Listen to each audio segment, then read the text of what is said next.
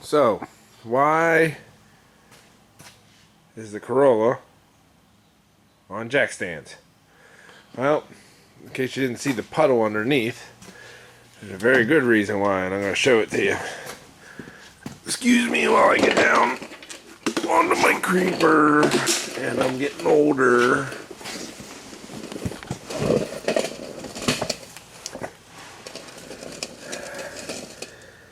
ATF fluid everywhere, but if you look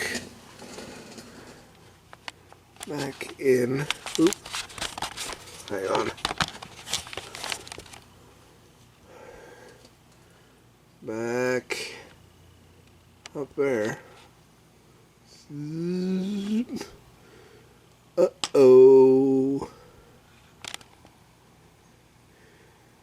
Yeah, we had a catastrophic transmission failure. Woohoo! Yeah, exciting. So, I'm going to film some of this. I watched a couple other videos on taking the transmission out, and I think I can do it myself. But none of them had all the pertinent information, I thought. So I thought I'd do my own and see where I end up. First things first, tonight, because I got work in the morning, we're going to try to get the wheels off, that castle nut off, and then if I have a 30mm socket, which is what the internet says I need, we're going to get the axle nut off, and then go ahead and see if we get the spindle off, but don't hold your breath for all that happening just tonight. Alright, skipping ahead. Alright, so the transmission is hashed. Like, I can turn this pretty easily. So spinning the nut off by hand, if I would have thought of it, I would have done it while the car was on the ground, but I didn't think of it. So the trick to that is get a brake lever pusher downer to assist you. You said I'd get that toy if you... But even still, these are... Mom, looks like Mom found the panic button in my truck. But these are a booger to get off, and I think it's mostly because I live in Pennsylvania and they got all that gook on them. But with the right 30mm 12-point socket, an impact gun, and liberal amounts of that, we managed to get this side off. However, I will not be reusing those nuts. Oh, and there's a little, like I said, a little indent. I could probably show you on the other one. There's a little indent on them.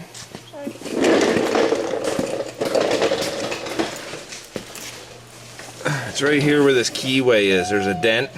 I found that my center punch is actually the best for tapping it out, but I still have to heat these up pretty much cherry red to get them to turn, like I said, but that's probably because I live in the salt states. Alright, we're going to get this side off, and then I'll show you where I go from there. Alright, things are going sort of swimmingly. My rebuild value just went up $100 because whenever I twisted that axle shaft nut off, it ruined the threads on this side. The other side looks good though. But what I did was I took, there's two nuts, these two are nuts, and one bolt, so it's not bolt. They were 17mm. I took those out, and then I kind of got my bar in there and just popped that down just a little bit. And then these were 22mm, both the nut and the head. And I took these out, and then the whole spindle falls forward. And then I got a brass drift and a hammer, which I guess on this one didn't really matter. But then I beat this and popped it back through. So I'll have to get a new one tomorrow. But yeah, that's how I tore this side down. Next side's coming. I'm not going to set up a long shot or a big film for this one. If you're looking for watching me struggle, it's not going to happen because I got to get this car back on the road. Alright, let's do this. One other thing I did before I forget is I took my wheel speed sensor out. That was a 10 millimeter. It's just kind of dangling right now, but I did have it up out of the way. But yeah, wheel speed sensor too. Alright. I'm gonna go grab something to eat, come back out here, keep tearing until, well, I get tired. Alright, so I already ripped out this CV axle. And, excuse me, honestly, I just grabbed this one and yanked on it. But they said, and I've tried prying on it several different ways, but in the video I just watched, they said the only way to do it is to get a pry bar and get in between the CV axle and the transmission, so in that little groove right there, and try to drive it in and pull it out. I don't have enough room up here or a good enough setup to set a camera up really to record that. I just don't have that kind of capabilities, but I'll let you know how it works. Like I said, I'm not going to do this step by step by step. This is just hopefully to help the next guy. Alright, time to get busy. So I got it out, but I didn't get it out the way I saw on the video.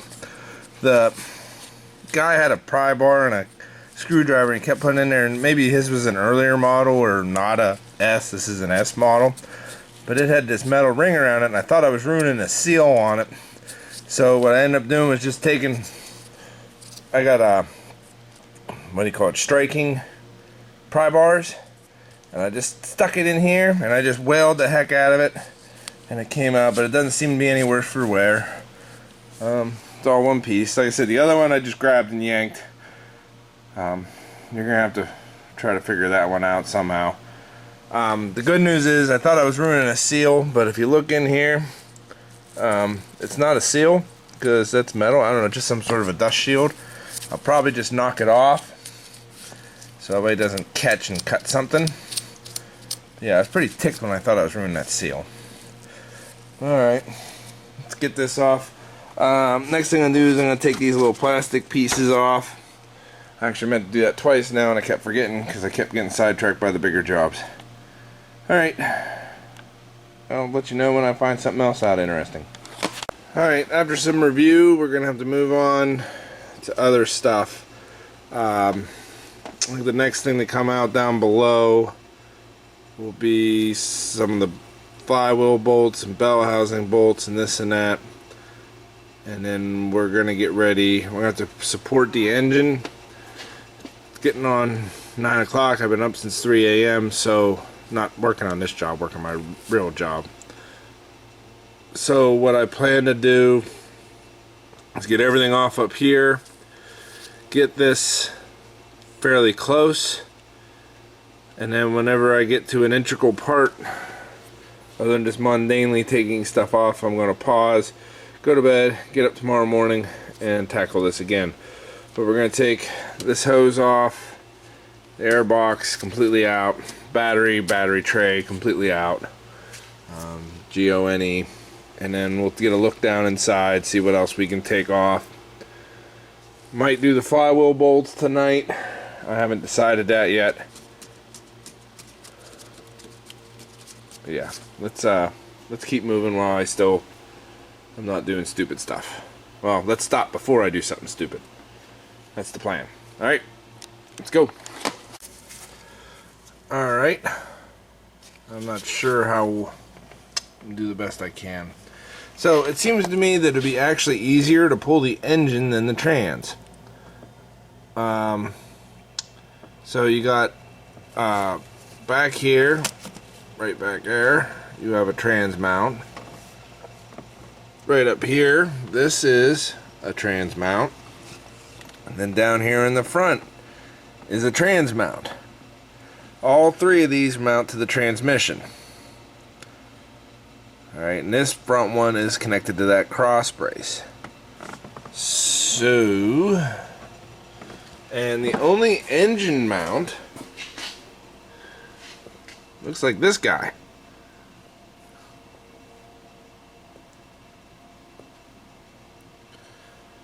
So my contemplation is, I'd have to drain the AC then. If I should just drop the whole thing. Drop the whole thing right down out. Put on the floor, roll it over, and then put it right back up in. That might be a question for Barry of tomorrow, but honestly, if I had the ability, I think that's exactly what I would do. If I had my lift set up, it's only a couple more bolts and we can get it out. But what I'm probably going to do is just continue like I've been. We're going to leave the engine attached, cut the trans, drop it out. I'll have to put a jack, either a jack or contemplating some way of maybe trying to suspend it from the top. I'd have to go from, you know, that side to that side with like a engine bar. But do I have anything heavy duty enough to attach, at least to this side? Is there something?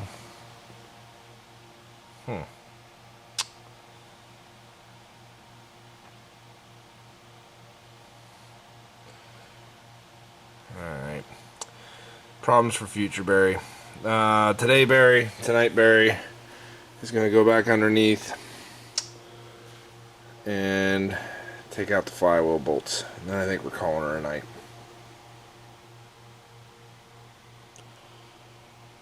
It'd be nice if I could get... They like to mold a whole bunch of crap together, which is kind of annoying. Technically I could get this bracket out too. I just have to unclip all those. But I'm not sure if that gets me ahead or not. This is the bracket the battery tray mounts to. Sorry, back it up a little bit. I just kind of have it twisted out of the way. I think it's going to live like that for now. You can tell I'm getting tired. I'm starting to ramble. Alright. Let's, while we're up here, we're going to give a bunch of these bolts a good coat of some PB Blaster or something. Tomorrow Barry might appreciate it. Okay. Well, after a good night's sleep and a little bit of coffee, I did some thinking. And I think the plan going forward is I got this mount back here, which attaches to that cross member that goes across. And then there is a front mount right there. It attaches that same cross member, but I also have a mount here, right here, this is the mount, and one up there on the engine side. So what I think I'm going to do, I'm going to take the starter out. It's over there. I have to get one bolt from the top, one from the bottom. Take the starter out. I'm going to take these two mounts off and take that cross member out, and I'm going to take all the bolts all the way around off, and then around the bottom, and leave a couple in the top. Then I'm going to put a jack under the engine and my trans jack under the trans, and then I'm going to cut the rest of this stuff from the top. I'm sorry, that's a railroad term for me, disconnect. So we're going to cut or take out the remaining bell housing bolts. And then this thing should actually go like this and out, is my thought. It won't drop exactly straight down unless I take that back mount off, which I might end up doing anyway, because it might have to, but at least that's my purpose, direction, and plan. But what I want to do right now, before I get too far, is get that trans jack under here and make sure it goes up high enough to get the trans, so that way if I gotta lower the car down, I'll do that right now where I still have that jacking point in the front, because once I take that cross member off, I'm probably not going to have that jacking point anymore. It'll be easier to figure it out then, whenever the transmission and everything are just dangling in there. But yeah, not much more to go. I should have this out by lunch, I'm thinking. Here's the hoping. a little more to the point, you can see my jack does not reach at that height. So we're going to have to put a jack under this and drop the car down just a little bit. Alright, for future Barry's reference, you got 2 plugs down there that I can't really see. There's 1 and 2 is right there. Those are gonna have to get replugged back in. You got your speed plug there, a ground right there that you've all taken off, including a mount right there, right here. That's for a mount for your wires and your shifter cable. And then your breather clips into that clip, all nice and neat. And let's go underneath, let's remind ourselves what we're going to do later. Alright.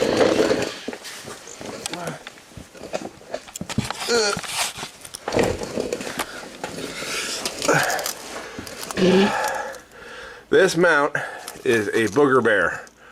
That stud that's sticking out the bottom goes the whole way through the subframe. There's the 3 bolts up here, 1 nut, or excuse me, 2 bolts, 1 nut, and then there's 2 nuts on the back that hold that all in, but I can't get it out. It took all the wiggles and jiggles I could get to get it up to where it is so I could get the cross member that goes under out completely. 2 bolts, the starter's out. That was 1 bolt from the top, 1 bolt from the bottom. Now I got my trans jack in place. I'm going to take all these bolts out from the bottom. I've also got to, and I keep forgetting this, I got to disconnect my shifter cable from there. I already soaked that down. And I've got to find, where is it? Just to remind myself, review this before I actually remove it. Right up there. It's one of them little H clips. We'll have to pop that sucker back off with like a wrench and a screwdriver. And then we'll take the top bell housing bolts out. Well, we'll put a jack under the engine, then take the top bell housing bolts out and release the top engine mount or trans mount, and it should come down. I hope. Let's see. Alright, it's almost noon. I was hoping to have this out by noon. I might make it yet, because right now I got 2. I apologize for my lighting. I do the best I can with what I got. But I got a bolt here and a bolt right there holding the transmission up, or bell housing together to the engine. I got this mount is the only thing holding the transmission up right now besides my transmission jack, and I got my trusty Harbor Freight jack holding up the engine. So I got both jacks under it, and I got all the bell housing bolts out. Excuse me. The one thing I did note is you may not be able to see it because of my lighting. Hold on, let me get a different light. Oh, it's getting up and down. It's getting old. I should get a lift. Oh wait, I have one. I just didn't get a chance to set it up. The stud here for the shifter cable. Hope you can see that. There's actually a cotter key on the other side, a cotter pin, and you got to pop that out, and then you have to pop off that top clip, that H clip. I think it's called an H clip. But anyways, and then you'll be able to kind of rotate and pull your shifter cable up. And where did I tuck that to? Oh, right here. Yeah, so the other side of this is actually a little cotter key. You don't have to take the nut off this side. And then there's an H clip that holds this, I think. Yeah, right in here somewhere. I'll figure it out when I put it back on, review the film. I can't remember right now. But yeah, I'm gonna take those 2 bolts out, engine mount out, and we'll see if this thing drops one way or the other. It's coming down. It's coming out. Alright. Alright, so I ended up taking the top trans mount off completely. It's not too bad. You got 4 bolts, 2 here, and then 3 bolts here that hold it on. The reason is so I can slide it further this way to get it completely off the flywheel. I mean, we got a gap. I don't know if you can see that. You can see it better underneath, but yeah, you see the gap? Yeah, a little bit there. Yeah, so I'm gonna get back underneath there, give it more of a wiggle, and hopefully she'll come right out. So from the outside, you can see where that ear broke off, that bolt broke off. I pulled that bolt through, and then you can see the crack, and I didn't notice it before because I couldn't see it, but the hole there, and that's all pretty bad. And then once I got it down out, holy freaking wow! Yeah, it's scrap metal. No rebuilding that sucker. But one thing I did learn getting it down out, I twisted up that dipstick tube and the dipstick and this bracket. I think if you're going to put your transmission back in, you should actually take your dipstick tube out. At least that's what my advice is, because honestly that dipstick and all those hoses are just in the way anyway. I'm going to take those hoses off and I'll put them on later. And on the new to me trans, I'm going to go ahead and take the dipstick tube out, put a little something in there to maybe plug the hole, something I can get out pretty easily. And I'll start prepping this one up. I'm going to have to wait till I get a buddy help me put this on the stand. But we're on our way.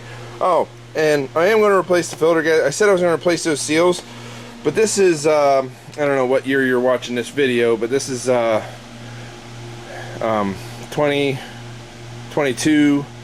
It's like April, and apparently nobody knows how to build anything anymore.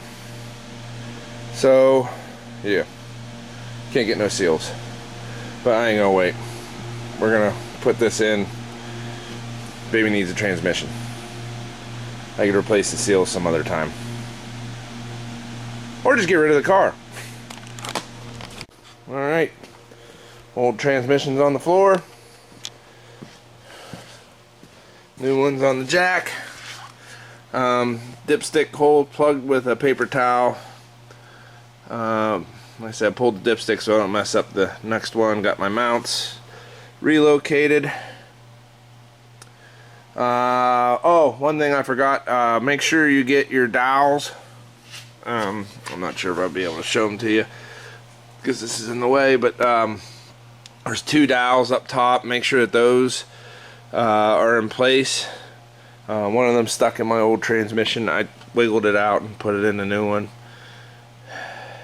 Oh, they took that whole bolt. Alright, I'll transfer that over here in a minute. This whole bolt, it's gone. But we'll start sliding her up and in. Wiggle, wiggle, wiggle. And if I apologize for whenever I get going again, I'm gonna try to punch this thing out. Like I said, I want this thing to run. Oops, what was that? Another bolt. Engine mount. Or trans mount bolt. Well, this thing's got to run Monday, so we're gonna make it run. All right. Hoping to have this all pretty much buttoned up tonight. Excuse me. Back to it.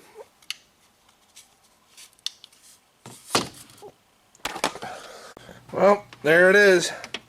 Hung by that top transmission mount again. That sucked. I'm not even gonna deny it. And it looks like I got some dirt on my lens, but you'll have to bear with me until I get it clean. Yeah, that just, I had to take it in and out probably twice, 3 times to get it all lined up and hold my mouth just the right way and twist my feet and slide off the creeper so I could actually wrestle it up in. But she's up in. She is, I got all the bell housing bolts on, like I said, that top trans mount.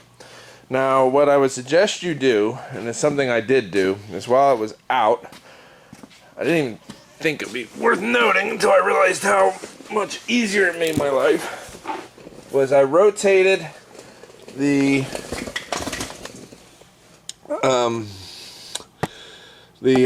torque converter to one of the bolts was basically at the bottom, or one of the bolt holes, excuse me, and what that allowed was me to just twist the end of the crankshaft with a wrench and line up one of the torque converter bolt holes without having to find where the hole in the torque, or the bolt hole in the torque converter was, because I knew it was at the bottom. But yeah, that worked out pretty well. The other thing that I noticed too on these mounts, the bolts that hold the mount on, especially up top, and I noticed it on the flywheel bolts, is if you can look at them, I'm not sure if you'll be able to see it, but you see that little bit of blue? That tells me there was some thread locker on them, so I'm going to go ahead and apply some more. I'm going to start putting flywheel bolts in, and then just keep on moving along, get the mounts in. That center mount is that guy. It's going to be a bear. Like I said, I probably won't be able to show it, but I'll give you my idea of how I'm going to put that in before I do it, because that thing sucked to get out, and it's probably going to suck going back in. Embrace the suck. You know how it goes. Alright, trucking. So I got my new axle shaft. Hope I don't scratch the wife's car too much. But the guy said before you install it, make sure you see how it's got the open ring, the open end. He said you should rotate that to the bottom so you have less, I don't know, stick out, so it makes it go in easier. We're going to tap it on these points, get it shoved up in there. I figure before I get most anything else on that might be in the way, like that stupid thing, we'll go ahead and get these axle shafts in. The other note is, like I said, this thing does just seem to be a dust cap. Like I said, don't be an idiot like me, push it on here and keep it, but I took it off this one and it doesn't seem to be affecting anything. And like I said, there's a seal on the axle, so I'll put a little grease on the axle seals or stick these CV shafts in. Alright. And then I'm going to go ahead and do the filled pan filter. I don't think you need to see that. Keep trucking along. So I give a lot of thought to putting this in, because I think this will be the other hurdle, another biggest hurdle next to actually getting the transmission in. And I'm really sorry I'm not going to be able to show this. I just don't have time. Set up camera angles and all kinds of happy crap. I know sometimes I get beat up in the comments about, well, you should have showed the journey. I'm like, well, I apologize. I don't make my living at YouTube. I make my living working. If I was rich, I wouldn't be working on a 2010 Toyota. But anyway, what I'm going to say is back here, right here, is this rear mount. I got it pushed all the way up to where I can lift it up a little bit and it'll clear like 1/8 of an inch. which is all the more distance I can get out of it. The cross member lays up here, and then I have to pick this stud up. This stud's a stupid design, I hate it, but I got to get it down through, I think it's these two holes, but with it pushed all the way back, at least it's out of my way while I get it in, and then I can wiggle and try to get it to drop down in. And then of course there's the two bolts to go here. I got those laying up top, that way I don't have to reach for them, because that'll be the next big thing, is to get these two bolts started. Alright, let's see if we can do this. Alright, that worked. I was kind of able to get this up on, and then I kind of wiggled the stud around till I got it started in the top piece. And then I put one of these bolts in up front, and then I kind of just moved it around, started tapping it one way or the other, and the whole freaking thing just fell right in. Now I get these bolts run tight, then I'll get the actual mount bolts in. Oh, I gotta put, sorry, I'm trying to see here, that rubber doohickey back in, even though it's like a bump stop, but I don't know what it bumps, but it's got the nuts that I need to put these two bolts in, I think. Or sorry, these two bolts. Alright, let's do this. So, after stopping for dinner, which is the first meal I've ate today, really, we've got pretty much everything buttoned back up. The cross member, do the back bolt first, leave your mount loose, do the back bolt first, and then come up and do the front bolt. Okay, the front mount, because they don't play very well together, surprisingly. I mean, neither one is in the exact same spot it was, but I can't imagine there's a whole bunch of an alignment issue because, well, you got CV shafts. But anyways, all that's left to do is all this down here. And it might seem counterintuitive, but I think I'm going to try to put the plastic on first while everything's out of the way. Alright, so it'll be plastic, spindle, nut, or excuse me, ABS sensor, brakes. And this thing will be moving under its own power tonight. I also already put about 4 quarts of transmission fluid into it. I know it says it needs 7, but I'd rather sneak up on it. And there was a little bit on the bottom of the dipstick when I pulled it out last time. We went and got dinner. We'll check it again. I'll check it before I start it. But now's not the time to be lazy. Well, it's back on its wheels. The garage door is open. Gut check time. I got like, I think 5 quarts in it, and it's reading at the cold mark.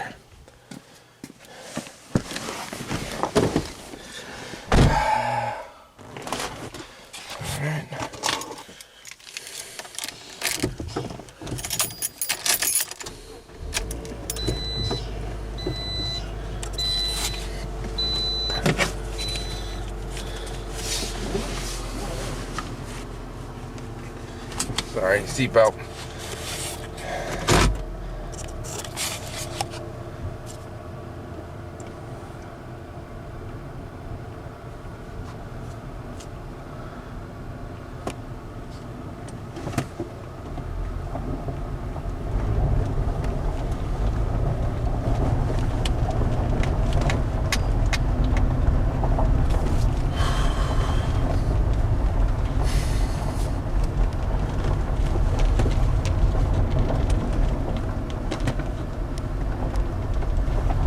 So, the one video I watched, the guy said that this should be about a 10-hour job. Well, I'm gonna let you know, I'm about 20 hours into this.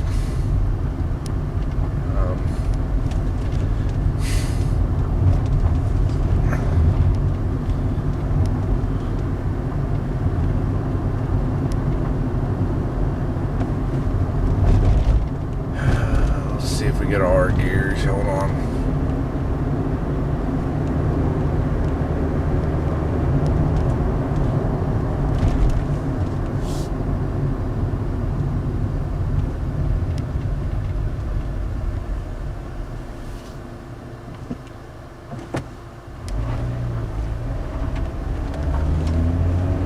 First, second, third,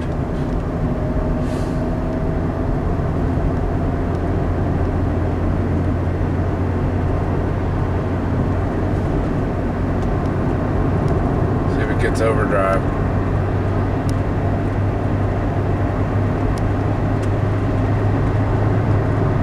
Fourth. Good. Good.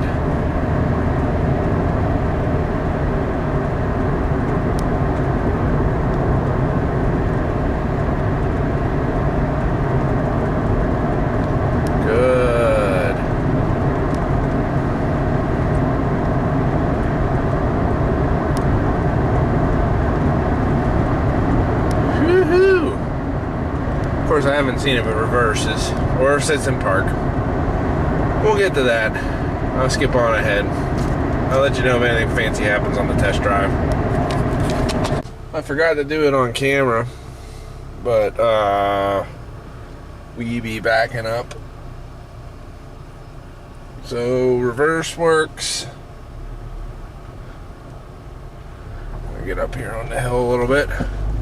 I actually didn't really check park, but we're on a bit of an incline.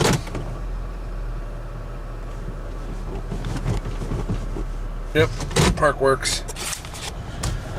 Done! Yay! Alright, one thing I did notice, and it's going to be the last thing for this video, is, naturally driving around,